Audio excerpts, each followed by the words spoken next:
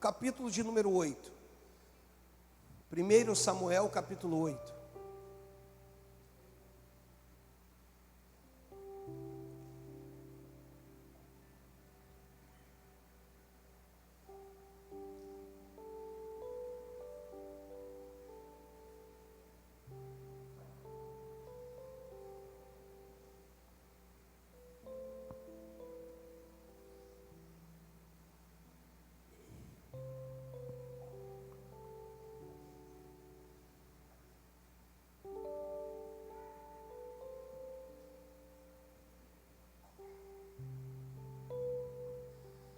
Amém?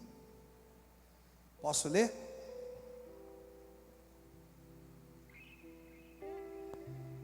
Posso ler até a primeira vírgula com você? Depois a gente vai pregando e vai.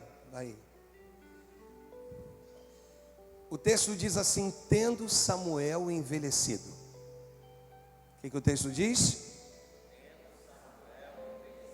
Deus e Pai, Deus fala conosco, toma minha vida nas tuas mãos. Usa-me conforme a tua vontade, Senhor. Que possamos ser instrumentos nas tuas mãos, Senhor. Que possamos ser uma palavra viva e eficaz. Que penetra ao ponto de dividir alma e espírito juntas e medulas. E sempre apta a discernir os pensamentos e desejos do coração. Usa-me conforme a tua vontade. É o que eu te peço no nome de Jesus. Se você crê, diga amém e amém. Como não tem um esboço, e domingo de manhã eu gosto de pregar assim, sem esboço, a gente tem um texto. Eu quero, dentro de um sermão textual, o que é o sermão textual, pastor? É um sermão pautado no texto, normalmente seguido de versículo a versículo. Eu quero me ater a esse início do capítulo 8. Tendo Samuel envelhecido. Samuel é chamado de tríade. Por quê, pastor? Porque sobre ele estava 3 níveis de unção. Samuel, ele era profeta. Samuel, ele era sacerdote. E Samuel, ele era juiz. Então ele carregava consigo uma unção tripla. E você sabe que para quem muito é dado, muito também é cobrado. E nesse texto, a gente vê que ele envelhece. E a gente entende isso como um fator natural da vida. Envelhecer. Éramos novos e nos tornamos velhos, maduros. Essa questão da última palavra que eu disse, maduro, nem sempre tem a ver com o tempo de vida que a gente tem. Como assim, pastor? Eu explico. Pode ser que a gente envelheça e não nos tornemos maduros. Pode ser que a gente necessite que algumas coisas venham assolar a nossa terra para que a gente amadureça. Algumas pessoas amadurecem antecipadamente. E essas que amadurecem antecipadamente também sofrem com isso, porque deixam de viver parte da sua vida. É quando um jovem tem que se tornar maduro, de repente antes da hora, para de repente trazer o sustento para dentro da sua casa, e deixa de viver a sua juventude, deixa de estudar, uma série de coisas. O texto diz que esse tríade, ele envelhece, seguindo a lei natural da vida. Alguém que, deixa eu repetir isso, que um dia foi moço, e que agora olha para a sua trajetória e vê que muitas coisas, muitas experiências foram vividas. Então, quando Samuel envelhece, ele traz consigo uma bagagem de muitas coisas. Se dentro dessa bagagem aquilo que ele carrega é ou foi suficiente, eu não sei. Eu sei o que o texto diz. E o texto diz que, tendo envelhecido, ele toma uma decisão, ele vai constituir seus 2 filhos por juízes sobre Israel. Ele agora espera um envelhecimento, essa seria a palavra correta. Estou tentando aqui te transladar, te trazer à luz, para constituir seus filhos juízes no seu lugar. Lembre-se, ele era juiz, ele era profeta e ele também era sacerdote. Mas ele agora começa a ter uma dificuldade muito grande. E nessa dificuldade que ele começa a ter de locomoção, de ir daqui para ali, de ir em cidade, porque qual era o papel do juiz? Era ir de ir em cidade para julgar a cidade. E agora nessa dificuldade de Samuel, ele precisa dividir essa função. A pergunta é, por que não dividiu antes?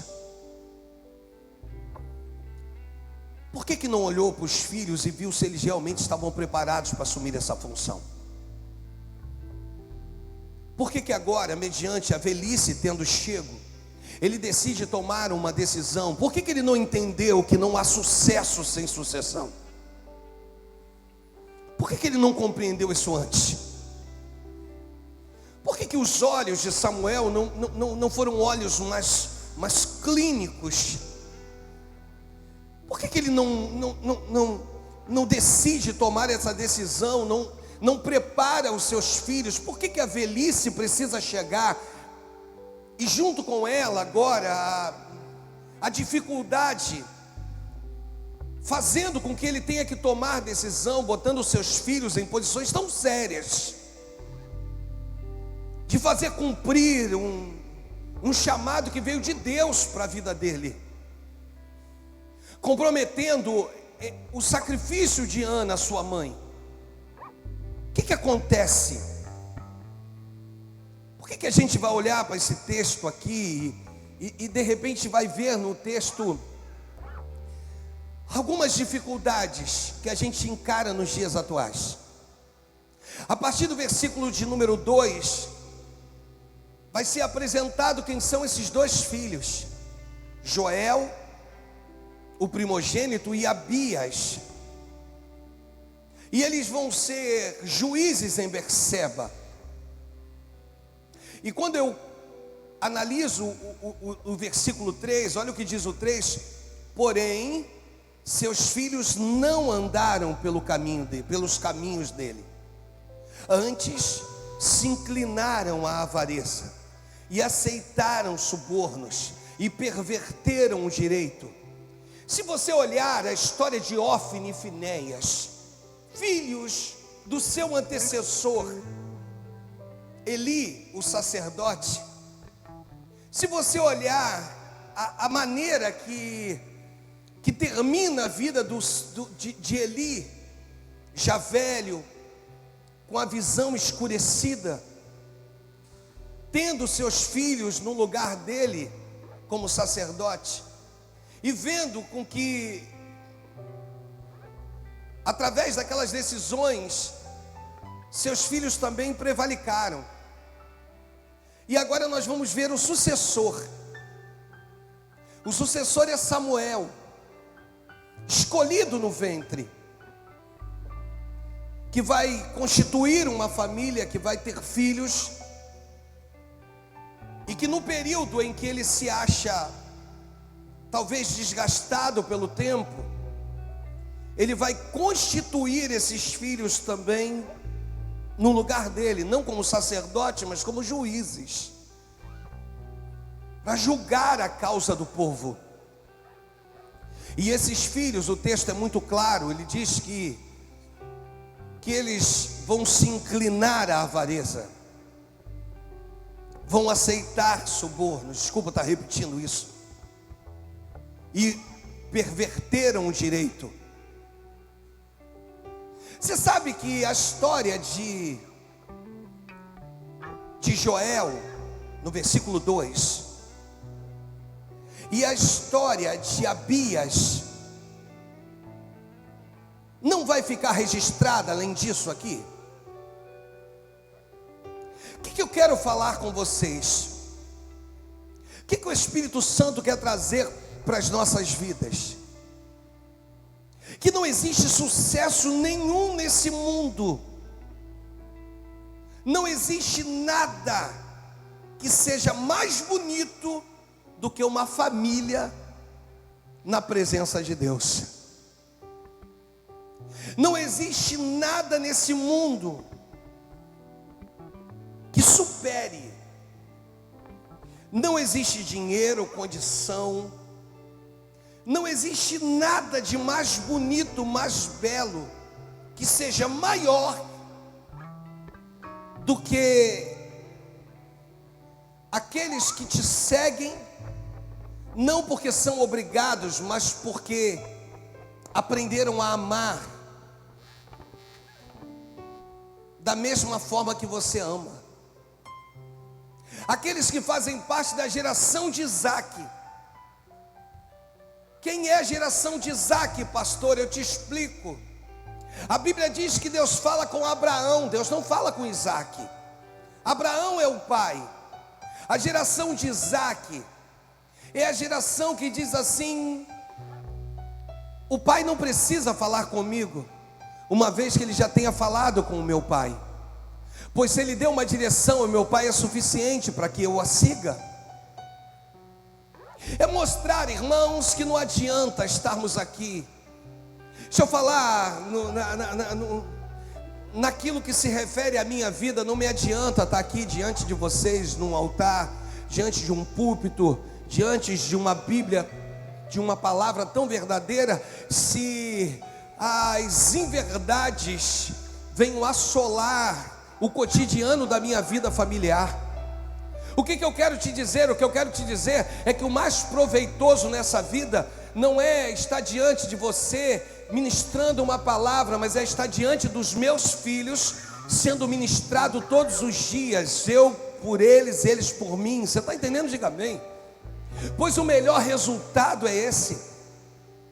O melhor resultado é não necessitar ficar acordando ninguém, porque é domingo e temos que estar no culto e precisamos dar uma resposta para a igreja. O mais bonito é quando você não precisa acordar ninguém, mas chega num determinado horário, vocês vão vendo ele chegando, sem que a gente precisasse botar um relógio para despertar. Sabe o que acontece, pastor Christian? Na segunda, na terça, na quarta, na quinta, na sexta, eles precisam de relógio para despertar eles para o colégio, para a faculdade, para o trabalho. Mas quando chega no domingo, tem um relógio espiritual, sabe, irmãos? Tem algo que incomoda, tem algo que diz: não é o teu lugar a cama que te aconchega. Esse edredom, ele se torna desconfortável, porque o melhor lugar é na casa do Pai, sabe? Então Deus vira para você, vira para mim e diz assim: não nos adianta sermos tríade, não nos adianta sermos pastores, não nos adianta sermos trabalhadores, não nos adianta sermos, quando na verdade nós temos que reconhecer quem nós temos como Senhor da nossa vida. Porque se o insucesso me acompanhar ou alcançar a minha história, não me adiantou 15 anos de ministério. Então Deus hoje está dizendo para você que veio aqui: o que você tem de mais valioso não está na esquina, não está nos bares, não está lá na roda de amigos. O mais valioso que você possui está dentro da tua casa. Isso é o que você tem de mais valioso. Diga assim, repita comigo: o mais valioso que eu possuo está dentro da minha casa. É a tua esposa, são os seus filhos, são esses que vão estar contigo quando de repente a desgraça, e não estou profetizando, mas acontece quando a palavra ruim, quando a doença chegar, são esses que estarão contigo.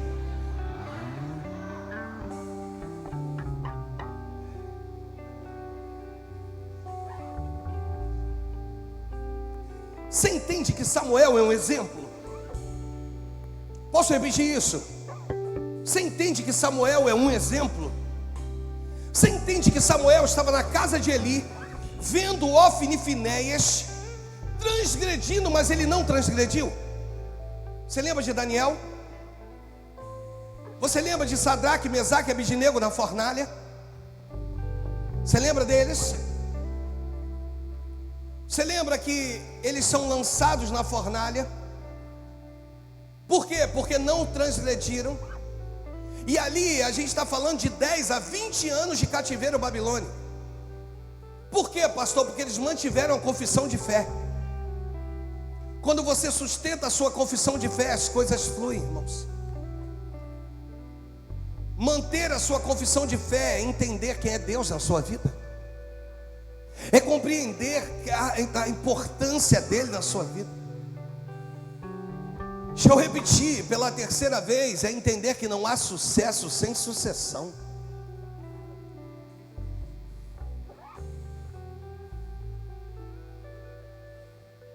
E como que alguém, você quer ver eu tratar de um assunto tão sério e conseguir ser instrumento para entrar nos pormenores da sua vida? Você quer ver aquilo que mulheres falam consigo mesmo quando estão chorando por terem ouvido palavras duras e difíceis? Você quer ver o que elas dizem? Como pode ele ser tão bom lá fora? Como pode ele ser tão bom e ser tão ruim aqui dentro?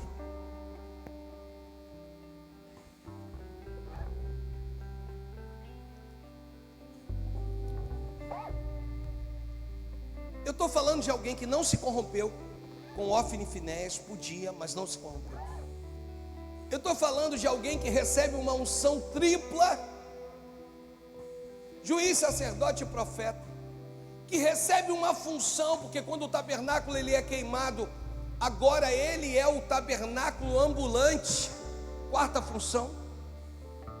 E alguém em que a história vai dizer que não conseguiu ser um bom pai.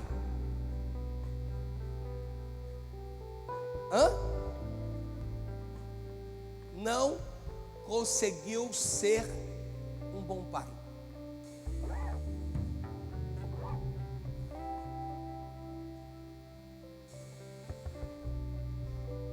Há uma conjectura que vai dizer que Samuel sabia que Joel e Abias não estavam preparados para a função. Por que há essa conjectura? Porque ela se baseia, Fábio, naquele que está presente no dia a dia. E eu costumo dizer que só pode falar de nós. Eu abro aqui o meu adendo para dizer que nós estamos vivendo talvez um dos piores momentos no nosso meio. Como assim, pastor? As pessoas estão indo para o YouTube da vida, para as redes sociais da vida, estão sendo pastoreadas porque elas nem conhecem. Quer conhecer a pessoa que está do teu lado? Coma com ela 1 quilo de sal.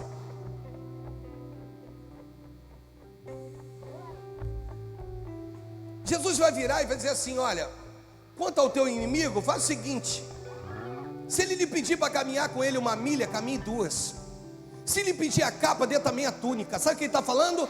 Caminhe com ele, que pode ser, olha, essa conjectura é linda. Caminhe com ele, porque pode ser que no decorrer da sua caminhada você aprenda que o teu inimigo não é teu inimigo e pode se tornar teu amigo.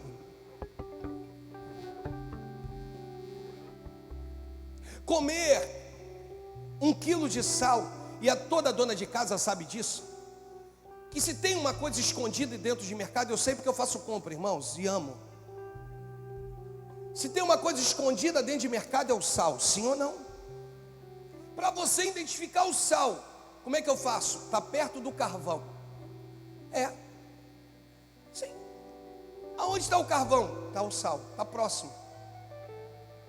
Normalmente eles já põem um sal próximo do local, onde eles colocam o carvão para vender, para fazer aquele churrasco. Mas se tem uma coisa escondida é o sal. Por quê, dona de casa? Porque normalmente quando você compra 1 quilo de sal, no mês seguinte você não compra de novo. Porque normalmente 1 quilo de sal dura, a não ser a minha família. Eu tenho 5 filhos, irmãos. Mas eu e minha esposa e os agregados, você não tem noção. A cada mês tem que ser 2 quilos de sal, não tem jeito. É gente, e minha sogra, e coitada, minha sogra está ali, já chegou. Minha sogra, coitada. Eu botei ela como agregada, mas ela não é agregada não, gente. Ela faz parte da casa. 1 quilo, coma. Quer entender bem uma amizade? Caminhe com essa pessoa um tempo mais. Por isso algumas pessoas vão dizer que Samuel sabia. E por que ele fez? Se ele sabia que ia dar ruim, por que ele fez? Ele fez porque é muito parecido com a minha atitude e a sua nos dias atuais. Você está vendo que vai dar ruim isso aí. Você está vendo que não é o que Deus quer. Mas você insiste. Pô, pastor, o senhor me tirou da minha cama um domingo de manhã para ter que ouvir uma palavra dessa. É porque Deus, Ele corrige a todos quanto ama. E se Ele te trouxe aqui hoje, é porque Ele quer que você saia daqui olhando para dentro da tua casa de uma maneira que você nunca olhou, que há muito tempo você não olha. É cuidando dos seus. É fazendo valer Provérbios 22, versículo 6. É entendendo, é ensinando essa criança no caminho em que ela deva andar, para que quando ela cresça, ela não se desvie do caminho. Quando for velho, é ensinando de pequeno, desde pequeno a caminhar, a seguir. Não faça o que eu fiz. Sabe, não ande por caminhos tortuosos que eu andei. É entendendo, é orientando. Por isso Samuel foi o tríade, foi o cara, mas foi péssimo pai.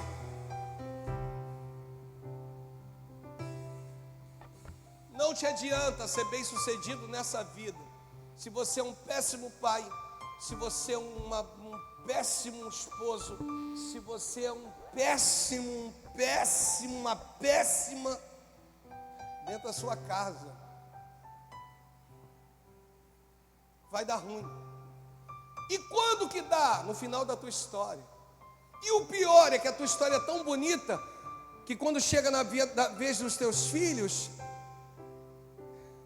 eles que não têm nada com isso, que olham para si e dizem uns aos outros, né? Nós somos frutos deles.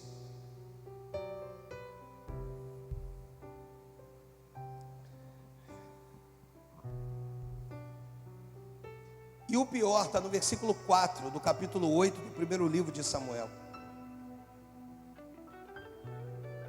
Tem pior, pastor? Claro que tem.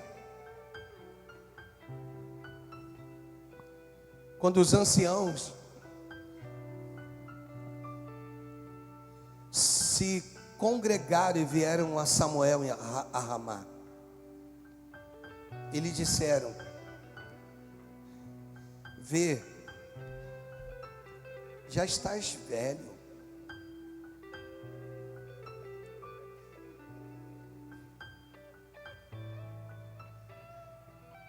e teus filhos.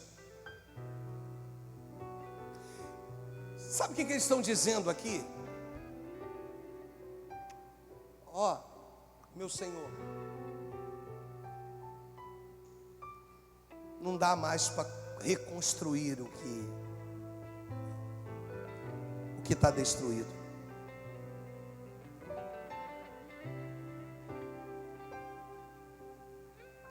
Aqui, olha para o pastor.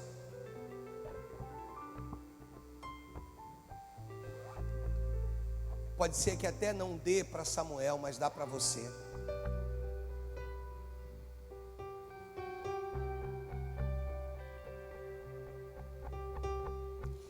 Pode ser que para Samuel realmente já não dê mais tempo. Mas tem tempo para você. Então escute um conselho.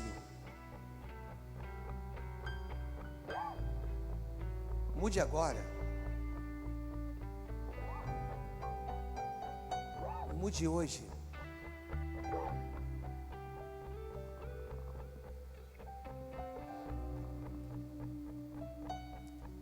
Não espera ninguém chegar para você para dizer assim, ó, já estás velho.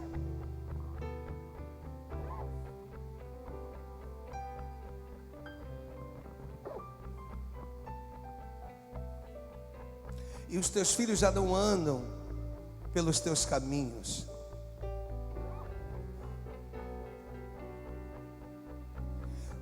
Mas pastor, ela quis fazer e trilhar o seu próprio caminho.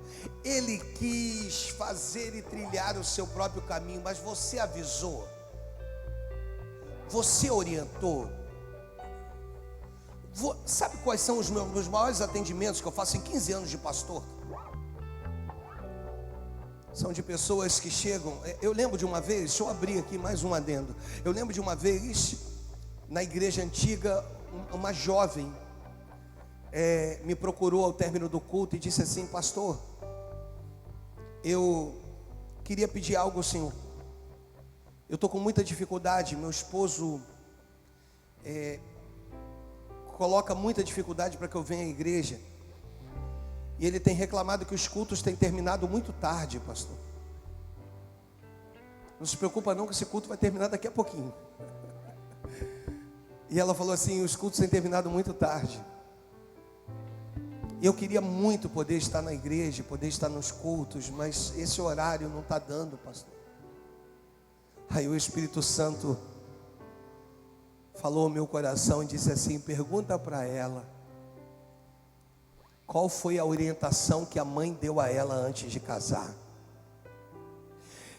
E eu disse, eu ouvi, esperei ela falar. Eu disse assim: olha, o Espírito Santo que não mente me manda eu te perguntar qual foi a orientação que a sua mãe te deu concernente ao seu casamento antes de você casar.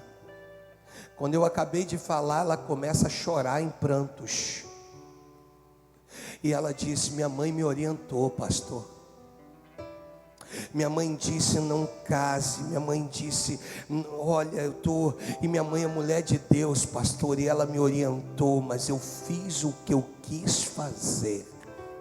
E aí eu virei para ela e disse: amada, o problema aqui não é o horário do culto, o problema foi a escolha que você fez. Porque pode ser que eu termine no horário e ele continue reclamando da mesma maneira e não queira entrar. Você está entendendo? Então eu quero te dizer, a vida é feita de escolhas. Hoje você está aí no teu lugar e você está ouvindo o Senhor ministrar. De repente você está dizendo: aconteceu comigo também, pastor, eu não fiz uma boa escolha. Mas eu quero te dizer que mesmo com a escolha que você tenha feito, você considerando não ter sido uma boa escolha, Deus está dizendo: nesse matrimônio eu vou abençoar. E a partir de você, a sua prole, a sua descendência vai ser abençoada. Deus está dizendo: muda agora, se transforme agora, seja alguém melhor hoje, para que lá na frente você não precise ouvir dos anciãos dizendo: você já está velho, não tem mais tempo para mudar mais nada.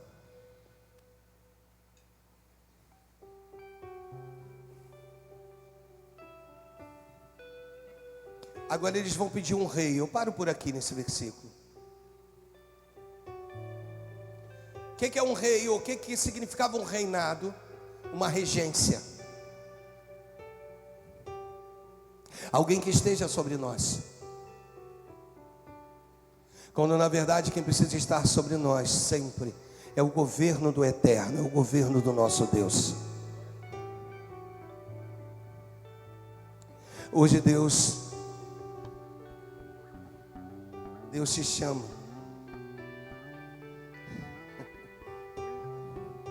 Eu falava isso com o pastor Christian no gabinete, né? Te chama e te diz assim: E eu falei para ele que ele tem feito isso. Valorize os pequenos detalhes que a vida pode lhe oferecer. E permita, repita comigo, eu preciso me permitir ser visto de forma espontânea por todos aqueles que estejam à minha volta. Eu te explico. Eu te explico. Como que é me permitir ser visto de forma espontânea?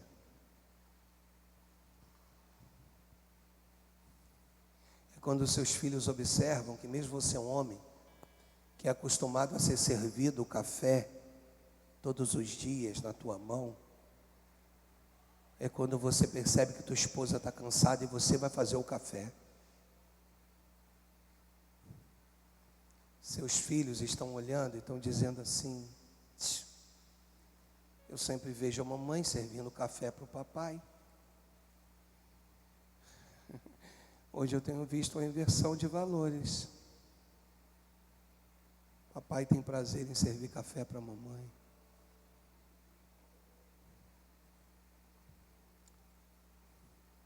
De repente, para você é algo simples, mas para a pessoa que esteja contigo é tudo.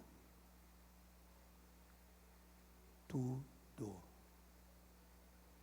O que ele precisa, o que ela precisa. Por esse motivo, eu quero dizer a vocês: não permita que o tempo passe. Ou não olhe para si, se vejam tríade.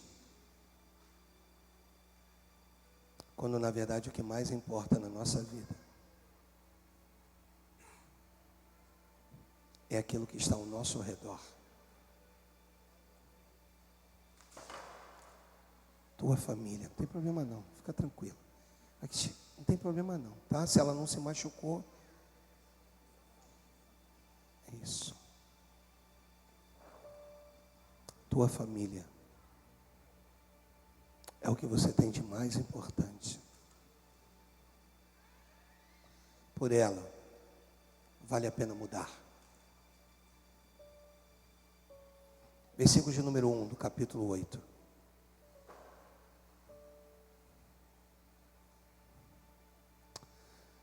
Tendo Samuel envelhecido. Me ajuda só, estou terminando. Tendo Samuel envelhecido. Alguns envelhecem e não terão tempo de construir, porque de repente chega a morte e nos leva. Outros percebem e vivem um envelhecimento construindo coisas. O que mais nós temos ouvido esses dias? Nós ouvimos isso de alguém que dormiu e não acordou. Não teve tempo de preparar o dia seguinte. De repente tinha planos, tinha sonhos, mas não colocou em prática.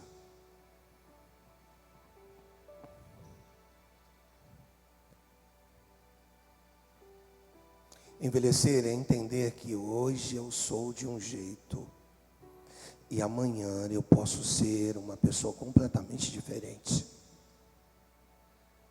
E depois da manhã, estudo para melhor.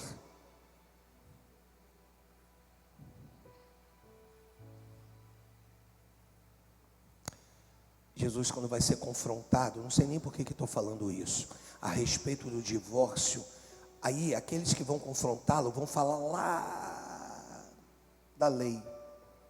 Porque na lei de Moisés, aí ele vira e diz assim, sabe por quê? Pelo endurecimento do vosso coração.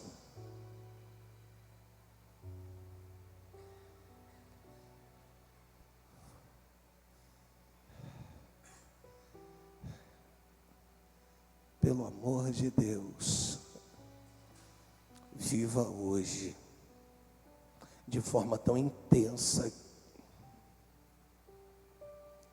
como se o amanhã não fosse existir.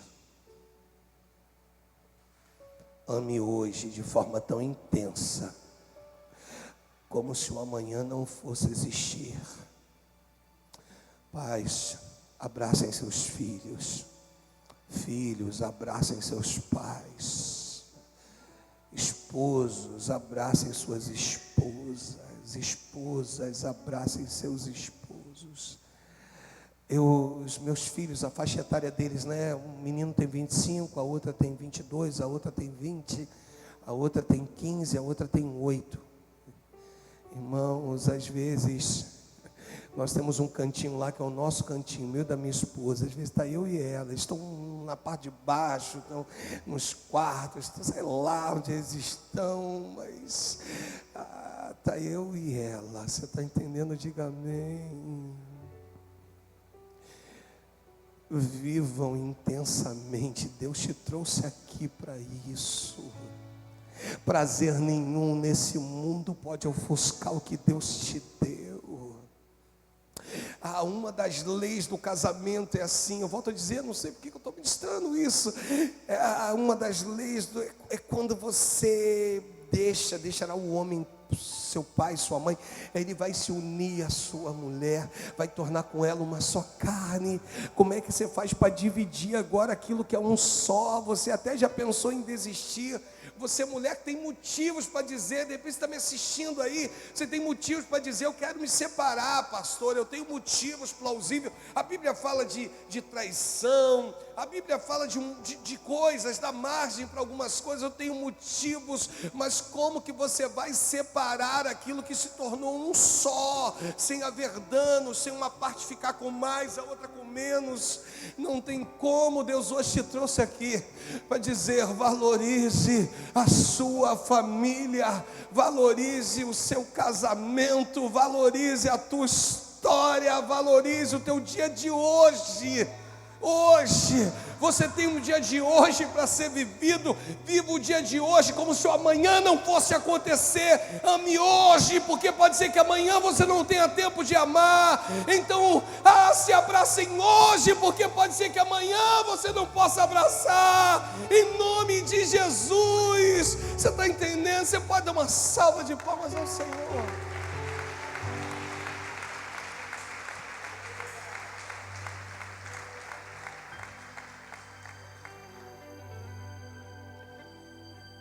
Eu quero chamar o Saulo e a Ellen